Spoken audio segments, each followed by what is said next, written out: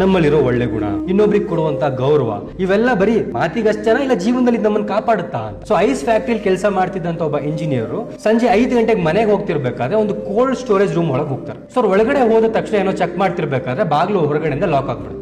So ಹೊರಗಡೆಯಿಂದ lock ಆದ ತಕ್ಷಣ ಅವ್ರಿಗೆ ಗೊತ್ತಾಯ್ತು, ಇಂಜಿನಿಯರ್ ಅವರು ವಿತಿನ್ 2 hours ನನಗೆ ಬಂದು ಯಾರು ಕಾಪಾಡಲಿಲ್ಲ ಅಂದ್ರೆ ನಾನು ಸಾಯ್ತೀನಿ, ಅಷ್ಟು ಕಡಿಮೆ ಟೆಂಪರೇಚರ್ ಇರುತ್ತೆ. ಸೊ ಅವಾಗ ಅವ್ರು ದೇವ್ರನ್ನ ನೋಡಿ ಮೇಲ್ಗಡೆ ಒಮ್ಮೆ ನೋಡಿ ಬೇಡ್ಕೊಂತಾರಂತೆ, ದೇವ್ರೆ ನನ್ನಲ್ಲಿರುವಂತಹ ಒಳ್ಳೆ ಗುಣ, ನಾನ್ ಮಾಡಿರುವಂತಹ ಒಳ್ಳೆ ಕರ್ಮಗಳು, ನನ್ನಲ್ಲಿರುವಂತಹ ಸಂಸ್ಕೃತಿ ಇವೆಲ್ಲವೂ ಕೂಡ ಏನಾದ್ರು ನಮ್ಮನ್ನ ಕಾಪಾಡುತ್ತೆ ಅನ್ನೋದಾದ್ರೆ ನನ್ನನ್ನು ಇವತ್ತಿನಿಂದ ಕಾಪಾಡಪ್ಪ ಅಂತ.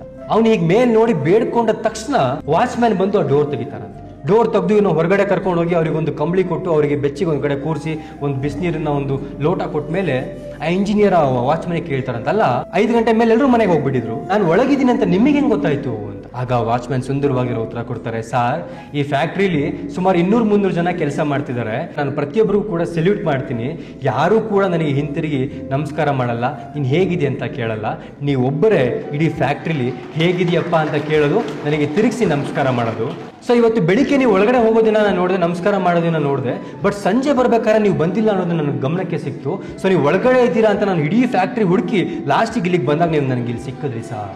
ನಾವು ಇನ್ನೊಬ್ಬರಿಗೆ ಕೊಡುವಂಥ ಸಣ್ಣ ಸಣ್ಣ ಗೌರವ ಜೀವನದಲ್ಲಿ ನಮ್ಮ ಮುಂದೆ ಒಂದು ದಿವಸ ಆ ಸಂಸ್ಕೃತಿನೇ ಕಾಪಾಡುತ್ತೆ ಅನ್ನೋದಕ್ಕೆ ಈ ಒಂದು ಸಣ್ಣ ಕಥೆನೇ ಉದಾಹರಣೆ.